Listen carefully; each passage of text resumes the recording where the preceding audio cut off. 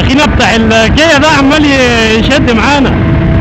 شوف هنعمل معاه ايه بقى. انا خدت مطب اهو دلوقتي انا هنروح. هل انا كمعاذ ممكن في يوم من الايام اختار بايك زي البيبي كينج علشان استخدمه باستخدام يومي؟ سوزوكي بيبي كينج من اكتر الموتوسيكلات الاعتماديه عالميا. اشهر حاجه فيه ان هو بيتحمل درجات الحراره العاليه، علشان كده منتشر في الخليج العربي والاماكن اللي فيها درجات حراره عاليه شويه. اللي قدامنا ده موديل 2009 نسخه الانجكشن، وعلشان تبقى عارف برضه دي سكرينه تعديل، هو الموتوسيكل بيبقى نازل اخره هنا الفانوس. فانا الصراحه شايف ان السكرينه ديت موديه شكله في حته ثانيه خالص، مديه ستايل بايك جميل قوي. المهم احنا هنعمل تيست درايف بسيط او سريع عن البيبي كينج علشان هيبدا سلسله فيديوهات للموتوسيكل ده والموتوسيكل الهورنت 600 موديل 2005 2007 اللي هيجي في سكتنا هنجربه، علشان في ناس كتير حابه تعرف المقارنه انهي الافضل. وانا الصراحه كنت جربت 2005 ومشيت بيه شويه، وده جربته خدت بيه انطباع اولي، والمره دي طلع اجربه معاكم علشان نحس مع بعض ونشوف الحاجات المميزه اللي فيه، ونشوف برضو بعض العيوب اللي فيه، وهنتكلم مع بعض اثناء ما انا سايق. هنطلع دلوقتي بالبايك، خلينا نحط الموبايل على الهولدر. وحابب اعرفكم ان انا بدات اهتم بالسيفتي جير اكتر، لابس ركب المره دي مع الجلافز والهيلمت. ف يعني انا ببدا معاكم الموضوع واحده واحده، علشان الاول كنت ممكن اطلع بجلافز بس من غير ركب ولابس بوت. يعني البوت ده مش اعلى حاجه سيفتي، بس ان الحاجات ان شاء الله لا قدر الله حصل اي حاجه هتحمي بشكل كبير. يعني انا عارف ان معظم الطلعات دي بيبقى محبب فيها الجري وكده، وانا هجري، يعني انا هطلع موتوسيكل هجرب اجري بيه، ولكن في نفس الوقت هجرب برضو امشي بيه في وسط العربيات، بحيث ان انا الفيديو ده الهدف منه ان انا اخد التجربه كامله كواحد عايز يجيب موتوسيكل. ما شاء الله، كواحد عايز اجيب موتوسيكل واتحرك بيه يوميا، هروح بيه المشاوير بتاعتي وهخرج بيه مع اصحابي، وهطلع بقى بيه طلعات برضو طلعات جري وهكذا. وخليني اقول لكم بقى واحده واحده كده عن الانطباع المبدئي، بس خلينا في السكرينه. الموتوسيكل مبدئيا هو طبعا زي ما احنا عارفين هي بتبقى حالات، يعني على حسب الحاله اللي انت راكبها، بس ما شاء الله الحاله اللي انا راكبها دي نظيفه جدا وجميله جدا، وطلعت الموتوسيكل سلسه، مقبض البنزين ما شاء الله خفيف قوي. فالبايك هنا في حته كده لو انت راكب ياباني جديد هتحسها قوي، اللي هي ايه؟ البايك القعده بتاعته فيها كنترول عالي قوي على البايك، تحس ان هو سهل قوي تتحكم فيه بجسمك، على عكس الهورنت اللي انا جربته في الهورنت 2005 2006. لسه ما جربتش ال 2007 علشان احكم على قعدته، بس مبدئيا هو برضو ده بيتحط في مقارنه مع الهورنتات بجميع موديلاتها علشان فرق السعر وكده. وطبعا في هنا عيب شائع في الموتوسيكل هنتكلم عليه برضو في قلب الفيديو.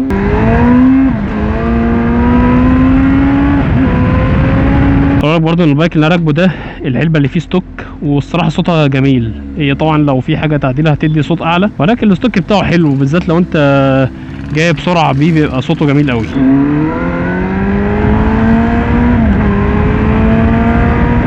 بالنسبه للسحبه بتاعت البيبي كينج والتسارع، فبحس ان هو اشد شويه من الهورنت، خفيف معاك، السحبه بتاعته خفيفه جميله.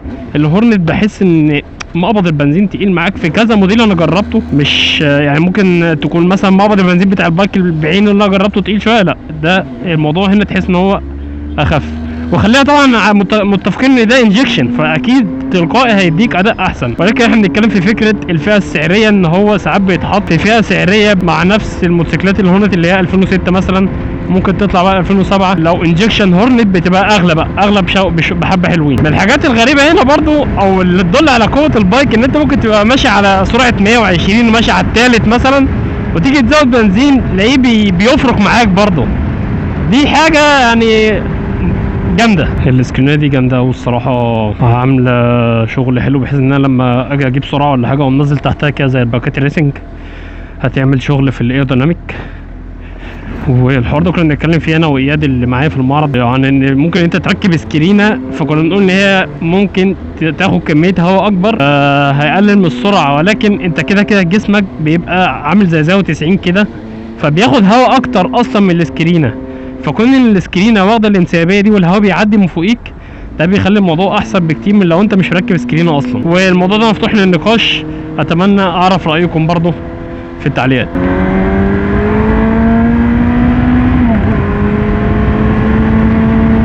كده طالعين على طريق السخنه. بص يا سيدي دلوقتي بقالي حوالي 7-8 دقايق، خلينا نشوف كده بالظبط سايقين بقالنا قد ايه. بقالنا 10 دقايق سايقين، فلغايه دلوقتي ما حسيتش بحراره البايك، واحنا طبعا كده لسه ما قرصناش عليه.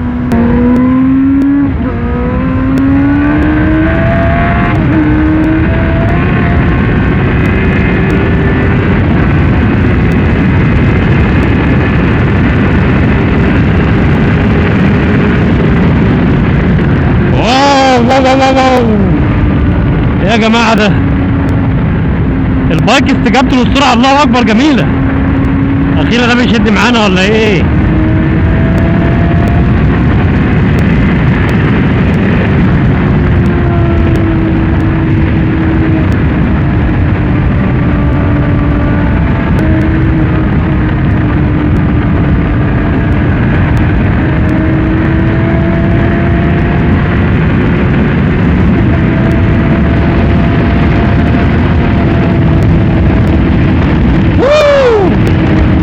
الموبايل مش عايز يهدى، عايزين نشيل نحط على جنب. الواحد اعتاد موضوع ان هو يطلع يجري بالموتوسيكل ده من وقت للتاني. اخينا بتاع الكيا ده عمال يشد معانا، شوف هنعمل معاه ايه بقى.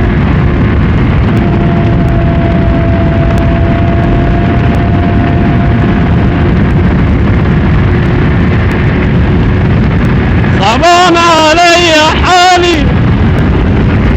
لا ما شاء الله البايك فيه استجابة قوية جدا.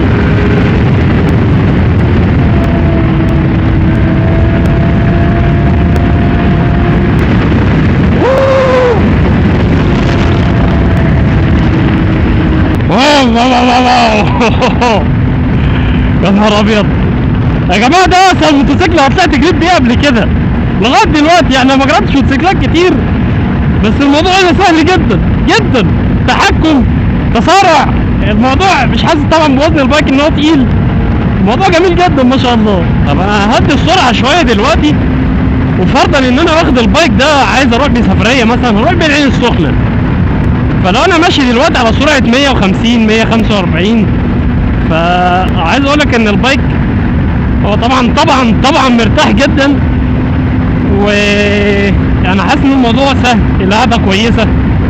وخلي بالك ان الانطباعات اللي هقول لك عليها انطباعات اوليه، ممكن حاجات تظهر مع الوقت ومع كتر الاستخدام، ولكن انا بتكلم يعني كانطباع مبدئي لو في حاجه ملاحظها. زي ما قلت لك من شويه، الهورنت لما جيت اركب عليه تحس ان انت منك للهوا، يعني انت قاعد على بايك شبه مسطره شويه، لكن هنا انت قاعد حاضن البايك بجسمك، فالموضوع في كنترول اكتر، في راحه اكتر في القعده. لا يعني اجمل بكتير في موضوع القعده والتحكم في الموتوسيكل. وفكره انك تنزل بالغيارات وتطلع تاني، الموضوع سهل، ما تحسش ان انت بتبذل مجهود. هتنزل من الخامس للاول عادي وتطلع تاني كانك راكب بايك بسيط، بس في نفس الوقت الموتور بتاع الله اكبر جبار يعني. إيه يلا بينا نعمل طلعه كمان.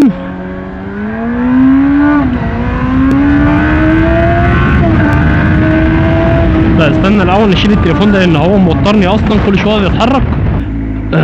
للعلم يا شباب البايك ده معروض للبيع، سعره 245 ألف جنيه. العداد بتاعه 30 ألف كيلو. لو حد حابب يفكر فيه، مش عارف الموبايل ده فين. الموبايل خليه هنا.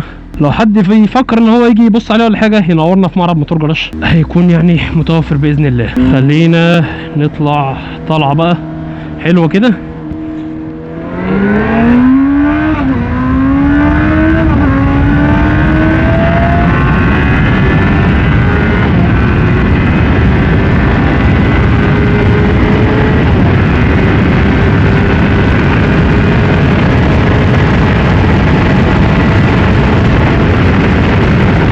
الموتور عمل يعني جنب الليمت بتاعه في السرعه.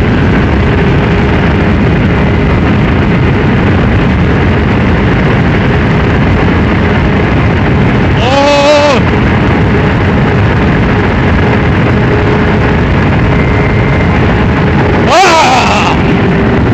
250 اخيرا.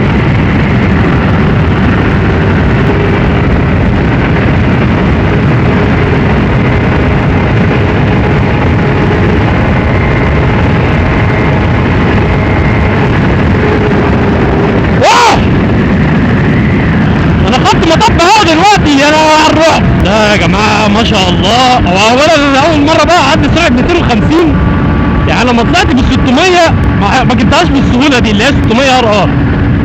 هنا الموضوع كان اسهل شويه، ف لا انا مبسوط.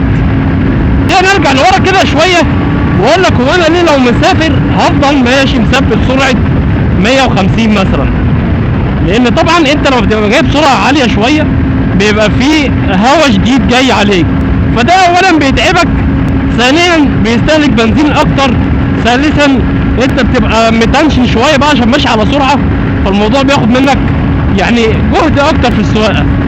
في ناس ممكن تسافر وتستحمل سرعه 170 180 ويفضل مثبتها طول الطريق، بس يفضل ان انت مثلا لو هتثبت 140 150 دي تبقى سرعه مريحه ليك انت شخصيا قبل ما تكون مريحه للبايك نفسه. ايه جاي منك؟ انا ما جريتش مع عربيات قبل كده، بينكشني تقريبا.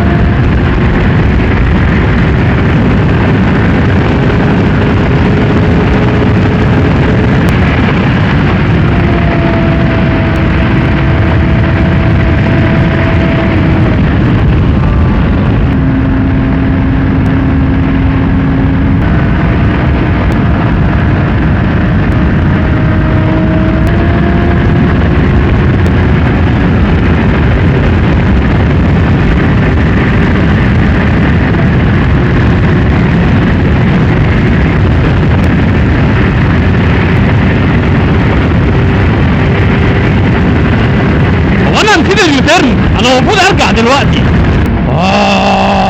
لا ما شاء الله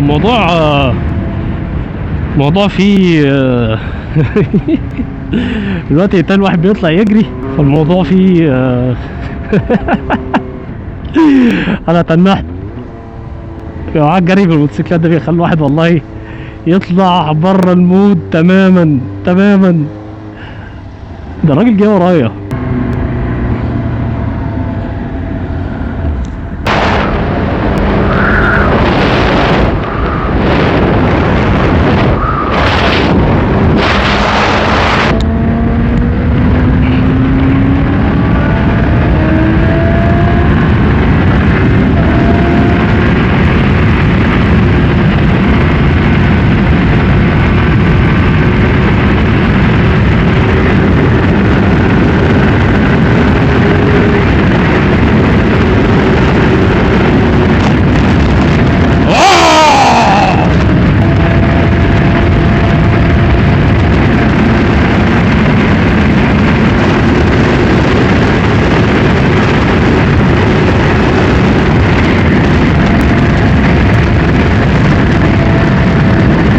يا جماعه الملفات دي بتحتاج ان انت قبل ما تخش عليها تعدل جسمك علشان تعرف تاخد الملف من غير ما البايك يلعب منك يمين وشمال.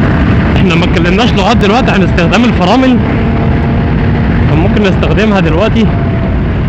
وعايز اقول لك الصراحه ان نظام الفرامل هي تحس ان هو هيدروليكي وجميل قوي، يعني مقبض الفرامل مش تقيل، خفيف كده وحلو، بيحتاج منك بس ان انت تبقى واخد عليه، وهو ما شاء الله يعني بص بيبقى قوي، بس محتاج طبعا ان انت تاخد عليه. الفرامل اللي ورا برضه نفس الكلام، الموضوع فيها الا 3 جنيه مثلا.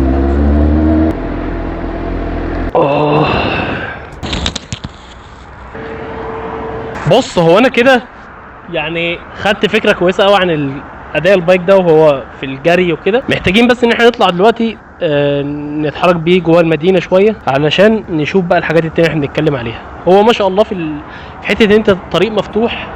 انا حرفيا طلعت ب 600 دبل ار عادي، ممكن تكون الظروف مختلفه. النهارده انا شخصيا نفسيتي مفتوحه شويه، الهوا جاي معاه النهارده، الصراحه النهارده الجو الهوا اخف، ولكن لا بايك الله اكبر، يعني ده مش ريسنج وجاب 250 وبيجيب 230 مثلا على طول، مش بيقاوح معاك، ففي سهوله في السحبه في كل الغيارات. وهو فصل معايا في الغيار الخامس على سرعه 200 حاجه و20 تقريبا.